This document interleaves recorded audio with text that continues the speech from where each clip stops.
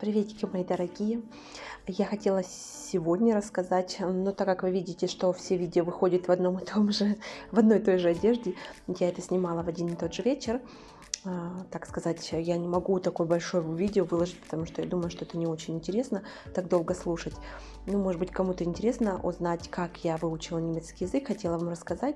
Я думала, что это очень сложно, но оказалось это очень легко. Ну, именно у меня получилось легко его выучить. Как вы в предыдущих видео, может быть, уже видели, как я рассказывала, откуда я и как я попала в Германию.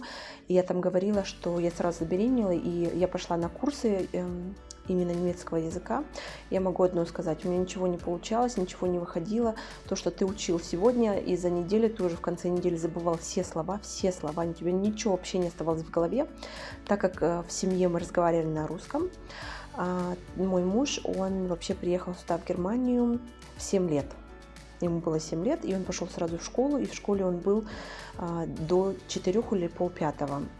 У нас такая школа есть, Sprachschule называется, именно там, где, когда человек, ну или как ребенок не может правильно говорить, правильно слова выговаривать, или вообще не разговаривает, или у него проблема именно с языком.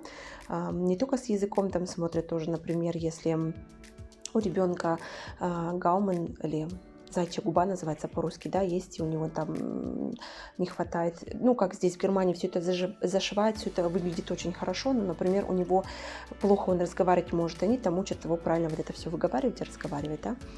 Например, если ребенок просто не знает немецкого языка, его посылают в нормальную школу, и вообще дети очень-очень быстро начинают разговаривать на других языках, да, быстро учат.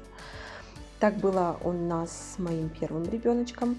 Он именно в ту школу пошел. Из-за этого я просто знаю, что они там до полпятого в школе находились. И мой муж, он тогда забыл вообще полностью русский. Он понимал, маму с папой он понимал, конечно, но он отвечал всегда на немецком. Я, насколько помню, он мне рассказывал, но я уже не помню, потому что когда мы с ним познакомились, тогда он мне рассказывал, что он, насколько я помню, в 16 или 17 лет сам себе, как beigebracht, сам научился на русском языке говорить, читать. Вот писать он не умел, но читать и говорить он мог. Или может до сих пор тоже. Иногда я сижу, у него спрашиваю, как это слово будет на русском, он мне переводит, потому что как он учил эти слова, я так понимаю, я просто их забыла, да, или от того, что их недолго употребляла, или я вообще их не употребляла на русском, тогда думаешь, как же это на русском? Особенно, когда ты возле камеры сидишь и хочешь что-то рассказать, ты все забываешь, ты и русский забываешь, и немецкий забываешь. И ты думаешь, мама мия, может, все надо записывать. И так из-за этого мы разговаривали с ним всегда по-русски. Мама с папой не по-русски разговаривают. Они, конечно, немецкий понимают, на немецком могут говорить, но их не родной язык русский. Из-за этого они на русском разговаривали со мной, чтобы я, конечно, их понимала. И, как сказать, из-за этого именно дома я немецкий выучить не могла. Но я и даже не хотела, наверное. Это будет, может, правильно, потому что когда ты сюда приезжаешь, у тебя все новое, у тебя еда новая, у тебя все обстоятельства новые. Еще на немецком говорить, учиться вообще я этого не хотела, мне было очень тяжело. Я очень-очень-очень часто плакала, так как я сразу забеременела, у тебя вот эти все гормоны новые, все это новое в твоем организме, это вообще была катастрофа. Я учить вообще ничего не хотела, разговаривали мы только по-русски. И когда вот я пошла на вот этот курс, и потом с акушеркой поговорила, она сказала, зачем вы себя мучаете, вам ничего не принесет. Вот я не помню, она ли это посоветовала, или как я на это пришла, не могу вам сказать. Раньше, конечно, не было такое, что распространенное интернетом, много мультфильмов было, или фильмов было, в основном все было это на CD-шке, и мы потом стали спрашивать, ну это уже было. Вот, не дорассказала еще, расскажу. Мы стали спрашивать кого-то CD-шки именно фильмов и детских фильмов. И вот я сейчас здесь закончу и расскажу уже про, когда я это начала делать, потому что это я не сказала. У меня уже был первый ребенок, и я была беременна вторым ребенком, примерно 6 месяцев. Я понимала, что мне надо в немецкую больницу опять. Извиняюсь, я чуть-чуть вас отодвину, а то у меня ноги задевают, чтобы я вас не трясла. Ну, как получается, на чем я остановилась? Вот сейчас все забыла. Да, мне было 6 месяцев, и я была в беременности 6 месяцев. Я даже уже точно не помню. Но я понимала, что мне надо опять в больницу. Мне очень было тяжело с первым ребенком в больнице, так как я не понимала немецкого. И у нас, например, здесь есть в Германии штильте называется. Штильте – это такой чай, который ты пьешь, чтобы молоко у тебя поступало.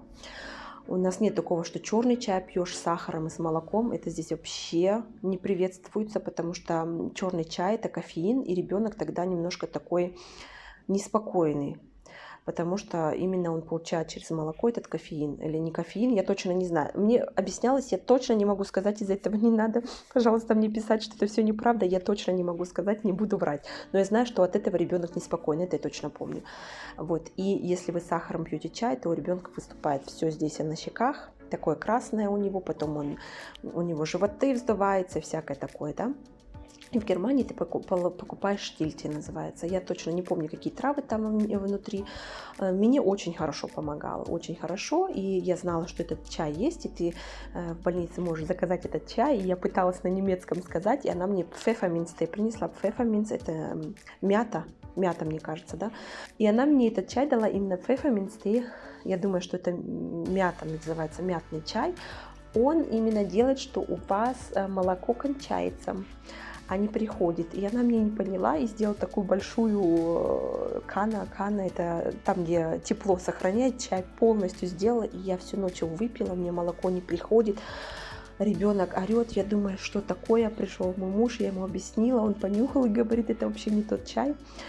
Потом мы все-таки объяснились, это было очень тяжело ко мне, потом акушерки, у нас есть акушерки, или которые в больнице, именно в русских больницах, это в русскоязычных больницах, я точно не знаю, везде или нет, это так, но я знаю, что в России или в Киргизии так, что есть медсестра и есть, которая медсестре помогает. Как она называется, я не помню. У нас в Германии здесь такого нет. У тебя есть только одна медсестра, которая переодевает тебя, подмывает тебя, ставит тебе туалет, уносит туалет. Это все делает одна медсестра. Вот. У нас нету такого, что еще кто-то там помогает, убирает, такого нету. Вот. И тогда медсестра там была русская, и акушерка была русская. Они мне вот немножко помогли. Я потом расскажу, как я первого ребенка родила и делала именно педиа себе, которая обезболивает, и что после этого было. Я это тоже с вами поделюсь. Очень такая интересная была проблемка с этим. После того я ни разу не сделала. Двоих других деток я сама родила. Ну как сама, я и первого сама родила, только с этим обезболивающим. И я понимала, что это сейчас будет совсем тяжело мне. У меня та же акушерка приходила ко мне, она русскоязычная, она на русском могла, и на немецком очень хорошо. Очень-очень полюбила я эту акушерку, она вообще такая молодец. Она мне очень много помогла, я как-то себя хоть чувствовала, что что-то могу спросить, что я, правда, от какого-то человека узнаю, именно который учился на это, да, это было очень так важно. Ну, я понимала, что я попаду опять в больницу. Я именно до этого, когда моему первому ребенку было 3 месяца, я тоже попала в больницу, и это уже отдельно расскажу, что это было. И там я понимала, как это было тяжело, тебя никто не понимал, на тебя смотрели, как будто бы не знаю, ты уже здесь прожила 1,5 года, вы даже не можете ничего сказать, это было очень сложно, да. И я понимала, опять больница, опять мне надо учиться, и я решила тогда, я вот не помню, это мне акушерка сказала, или я сама где-то это нашла, как выучить немецкий. Мне говорили, вот надо слова учить, потом читать, потом комики читать, потому что они легкие. Мне вообще это ничего не приносило, я очень много прочитала, смотрела, делала, мне это ничего не принесло. И я потом взяла именно CD-шки или DVD-шки, я не знаю, как они правильно на русском говорятся, именно мультфильмы детские. Я просто садилась и каждый вечер смотрела один мультфильм. Это было очень-очень мне не нравилось, потому что я ничего не понимала, я просто старалась смотреть и совмещать, что они делают, и их так немножко как понимать. Я слышала на немецком, но в голове я как на русском примерно понимала, что они делают. И вот так я смотрела 3 месяца. Это получается, я начала немецкий учить, когда я прожила почти 2 года уже в Германии. Извиняюсь, у меня машинка сливается, моется посуда. И получается, я уже какие-то слова все равно слышала. Я честно скажу, говорить я не могла, я уже не помню, насколько я еще понимать могла, но я знаю, как я начала эти мультфильмы смотреть, я вообще ничего не понимала. Я сидела и думала, ничего никуда не принесет. Но скажу честно, это очень хорошо помогло. Я через 3 месяца начала понимать. Я все понимала, что они говорят. Я не знаю, это помогло, потому что я уже 2 года там прожила, или просто я начала понимать, я это не могу вам сказать. Но я была беременная 2-м ребенком, 1-й ребенок у меня тоже был на руках, и я все равно начала учить немецкий, начала его понимать. Я его не учила, я просто начала его понимать. И мне кажется, через 5 или 6 месяцев я заговорила. Просто сама заговорила. Я уже со 2-м ребенком ехала в больницу, я уже что-то могла сказать. Уже было намного легче. Вот. И я каждый вечер смотрела, не понимала. Я брала какие-то фильмы, потому что тогда в интернете много нельзя было найти, потому что еще такого не было, как Netflix и всего. Что сейчас у нас целая куча всего есть. Именно начинайте, если вы будете такой метод делать, включите все телевизоры, какие у вас есть, все на немецком. Сделайте, например, телефон на немецком. Я сразу телефон на немецком сделала. Я, если что-то читала, то на немецком читала. Конечно, переводить. У меня был такой словарик всегда маленький с собой. Я всегда переводила по словарику. Сейчас вон, телефон сказал, он тебе все перевел. Вот. Я все на немецком сделала. Это очень-очень важно. Все, что вы используете целый день именно в использовании у вас, сделайте все на немецком или на английском, какой вы язык учите. И вот так самые-самые легкие, такие очень-очень детские фильмы берите или мультики берите. И вот так потом берите сложнее, и так я выучила немецкий язык. Конечно, по грамматике это очень-очень у меня плохая грамматика. Наверное, сейчас я даже не знаю, но если я пишу, я, конечно, стараюсь всегда без ошибок писать, так как если в телефоне я только на немецком пишу, конечно, кто с русскими, я с русскими пишу, конечно, на русском языке, но стараюсь все на немецком, и телефон мне всегда показывает, если что-то неправильно написала, да, я могу переправить, я стараюсь это запоминать в следующий раз. Например, если, как я работаю, там тоже иногда надо писать. Я, конечно, спрашиваю, если не знаю правильно, как пишется, я всегда спрашиваю, чтобы мне сказали, чтобы я запомнила и 2-й раз это правильно уже написала. И вот так быстро я выучила немецкий язык. Я скажу вам, это было процветание. Мне жить захотелось здесь, в Германии. Я хотела еще с 1-м ребенком с Германии здесь пешком уйти, потому что машины нет, языка нет. Мне было очень тяжело. И со 2-м ребенком я уже поняла, я никуда не могу уйти, мне что-то надо делать. Я просто села и сказала, все, ты выучишь, как хочешь, не хочешь, ты выучишь. И это помогло. Никакие словари, никакие выучить. Я сегодня выучу, например, тело, как глаза, и все это выучу сегодня, а следующую неделю буду начинать там в кухне учить, да?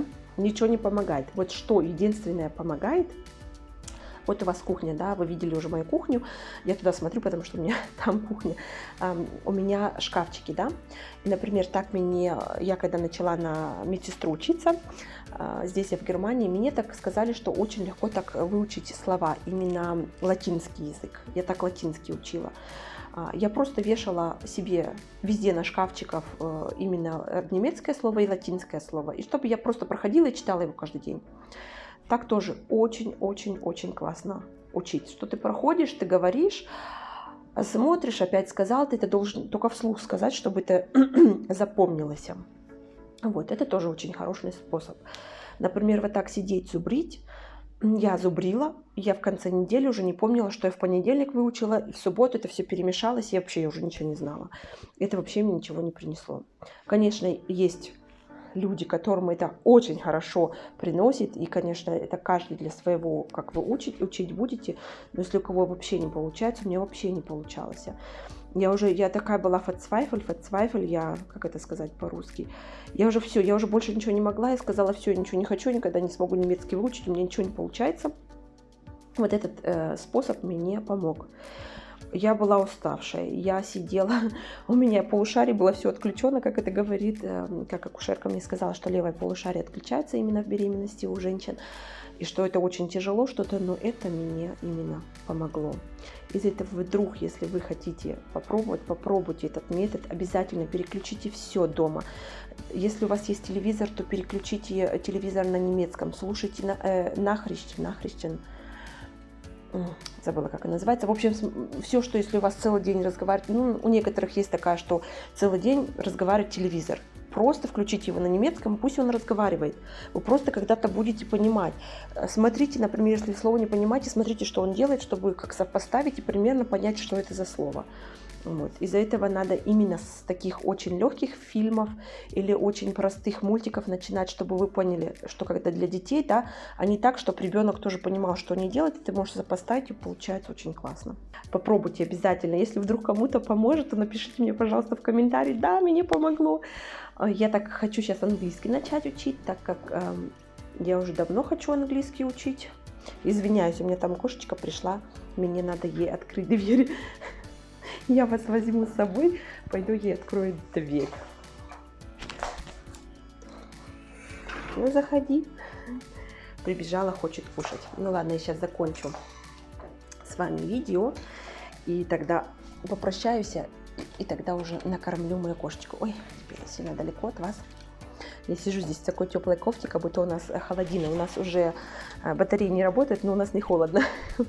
Я вот сейчас хочу так английский начать учить, потому что сейчас очень часто приезжает кто-то, приходит к нам на работу. Они могут только английский, когда ты ничего не понимаешь, потому что английский я вообще не учила, то тогда это очень-очень сложно. Я вот хотела хоть какой-то базис себе сделать, но вот у меня проблема в том, что не хватает времени.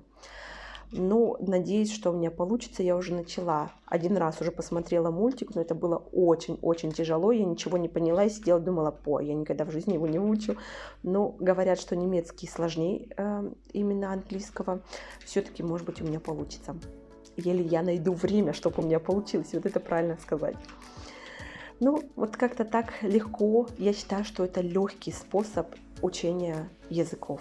Я думаю, что это для каждого языка это так, можно сказать, такой способ поможет для каждого языка. Я буду с вами прощаться. Надеюсь, я вам могла моим советом помочь. И вы попробуйте, и у вас получится. Я желаю всем успеха, чтобы у вас все получилось, чтобы вы выучили язык, который вы хотите учить. Желаю вам всего самого хорошего. До нового видео. Пока-пока!